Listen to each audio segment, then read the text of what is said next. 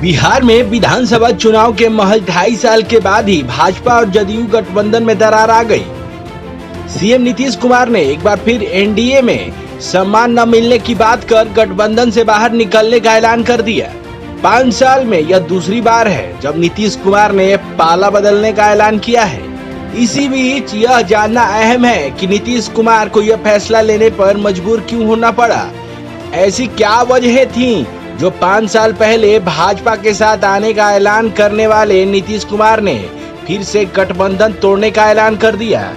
इसके अलावा गठबंधन के टूटने के जदयू की तरफ से भाजपा को ही क्यों जिम्मेदार ठहराया जा रहा है। गठबंधन टूटने के लिए 5 बड़ी बातें जो हम आपको बताने जा रहे हैं, ये आपको जानना बेहद जरूरी है।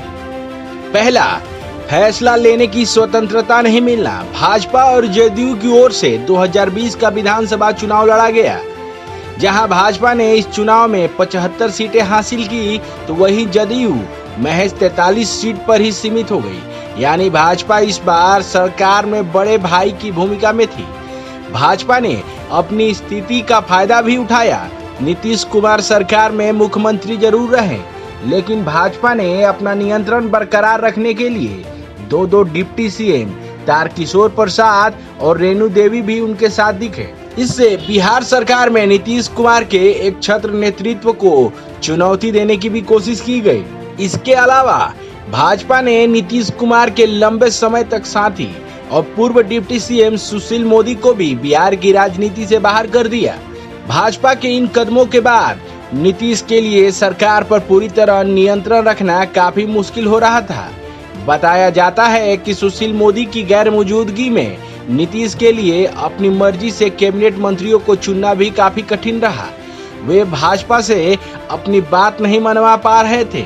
नीतीश कुमार के लिए इस तरह से बिहार की राजनीति में स्वतंत्रता न मिलना जदयू नेताओं को भी अखरने लगा था और समय समय पर वे भाजपा को लेकर कई तरह के बयान देते रहे थे।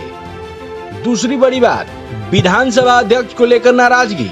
इसी साल मार्च में भाजपा और जदयू के बीच रिश्तों में दरार की पहली झलक देखने को मिली थी। दरअसल विधानसभा सत्र के दौरान एक मौके पर सीएम नीतीश कुमार और विधानसभा अध्यक्ष विजय सिन्हा में नोकझोंक हो गई थी। दरअसल मामला बिहार के लखीसराय में 50 दिन में 9 लोगों की हत्या पर बहस को लेकर था। विधानसभा अध्यक्ष विजय सिन्हा के क्षेत्र का सवाल भाजपा विधायक ने उठाया था। आखिरकार मामले को लेकर विधानसभा में आए दिन हो रहे हंगामे पर मुख्यमंत्री नीतीश कुमार भड़क उठे। उन्होंने विधानसभा अध्यक्ष से आक्रामक अंदाज में कहा कि इस तरह की बहस को अनुमति देकर भ्रम पैदा होता है। हालांकि स्पीकर विजय सिन्हा ने भी नीतीश को जवाब देते हुए कहा कि यह मेरे इलाके का मामला है और जब भी मैं इस क्षेत्र में जाता हूं तो शिकायत मिलती है। इस पर नीतीश और सिन्हा के बीच नाराजगी इतनी बढ़ गई कि वे सीएम पर संविधान उल्लंघन तक का आरोप लगा दिया। माना जाता है कि इस घटना के बाद से ही नीतीश कुमार भाजपा से विधानसभा अध्यक्ष को हटाने की मांग कर रहे थे। तीसरा, नड्डा का बयान। 21 जुलाई को भाजपा अध्यक्ष जेपी नड्डा के एक बयान ने भी बिहार की राजनीतिक हलचल को बढ़ा दिया था। उस दिन बिहार में पार्टी के कई कार्यक्रमों में हिस्सा लेने पहुंचे थे। यहां पर उन्होंने कहा था कि भविष्य में स्थानीय पार्टियों का अस्तित्व ही नहीं बचेगा। नड्डा ने कहा, मैं बार बार कहता हूं कि देखो, अगर ये विचारधारा नहीं होती तो हम इतनी बड़ी लड़ाई नहीं लड़ सकते थे। सब लोग मिट गए, समाप्त हो गए और जो नहीं हुए वो भी हो जाएंगे। रहेगी तो केवल भाजपा ही रहेगी। भाजपा के विरोध में लड़ने वाली कोई भी राष्ट्रीय पार्टी नहीं बची। हमारी असली लड़ाई परिवारवाद और वंशवाद से है। माना जाता है कि जेपी नड्डा के इस बयान के बाद नीतीश कुमार बिहार में भाजपा के इरादों को लेकर काफी सतर्क हो गए थे। जदयू प्रमुख को यह लग गया था कि 2020 के बाद 2024 के चुनाव में भाजपा और मजबूती से लड़ेगी और जदयू के बगैर ही सरकार बनाने का दावा पेश कर देगी। नीतीश को इन आशंकाओं की पुष्टि उमेश कुशवाहा समेत जदयू के कुछ नेताओं के बयानों ने भी कर दी थी। हाल ही में महाराष्ट्र में शिवसेना में टूट के प्रकरण ने भी नीतीश की चिंता को काफी बढ़ा दिया था। चौथा, शिंदे सिंधिया पायलट प्रकरण से सबक। नीतीश के लिए जदयू को एनडीए गठबंधन से अलग करने का फैसला कठिन साबित होने वाला था। हालांकि महाराष्ट्र में वो पिछले 2 महीनों में हुए पूरे घटनाक्रम में नीतीश को और ज्यादा सतर्क करने का काम किया। दरअसल नीतीश को शक था कि भाजपा महाराष्ट्र की तरह बिहार में भी खेल करने की कोशिश करेगी। नीतीश को आशंका थी कि महाराष्ट्र में भाजपा ने सरकार बनाने के लिए शिवसेना में ही बगावत पैदा कर दी और पार्टी के 2 टुकड़े कर मजबूत धड़े के साथ खड़ा कर दिया। उसी तरह भाजपा जदयू खेमे में भी दरार डाल सकती है। इसके अलावा भाजपा की तरफ से बीते कुछ वर्षों में मध्य प्रदेश, कर्नाटक और राजस्थान में भी सरकारों को बदलने के आरोप लगे हैं। जहां मध्य प्रदेश में पार्टी ने कांग्रेस नेता सिंधिया को तोड़कर सरकार बनाई, तो वहीं कर्नाटक में कांग्रेस जेडीएस गठबंधन टूटने के बाद पार्टी ने सरकार बनाने के लिए हर तिकड़म भिड़ाई।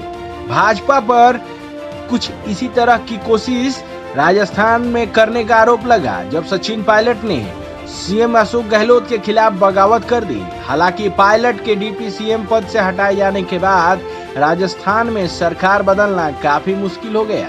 5वां, आरसीपी सिंह। हालिया घटनाक्रमों और भाजपा की मंशाओं को लेकर नीतीश के शक पर मुहर लगाई। दरअसल जब जदयू ने केंद्र सरकार में कैबिनेट में जगह लेने से इनकार कर दिया था, तब भी नीतीश के करीबी रहे आरसीपी सिंह इस्पात मंत्री बने। माना जाता है कि केंद्र में रहते हुए आरसीपी सिंह ने भाजपा से करीबी काफी बढ़ाई। इसके बाद ही नीतीश को उनसे खतरा महसूस होने लगा था। 2 महीने पहले नीतीश ने राज्यसभा चुनाव के लिए आरसीपी सिंह का नाम न देकर इस खतरे को टालने की ओर इशारा कर दिया।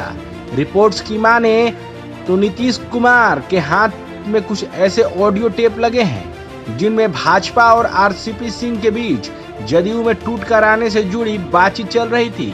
कहा जा रहा है कि नीतीश कुमार जब एनडीए से अलग होने को लेकर प्रेस कॉन्फ्रेंस करेंगे तो इस टेप का जिक्र भी करेंगे।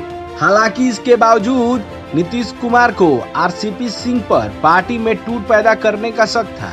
इन खतरों से निपटने की तैयारी में नीतीश ने इस साल की शुरुआत में ही कर दी थी, जब जदयू ने आरसीपी सिंह के करीब 4 नेताओं को पार्टी विरोधी गतिविधियों के लिए बाहर का रास्ता दिखा दिया था।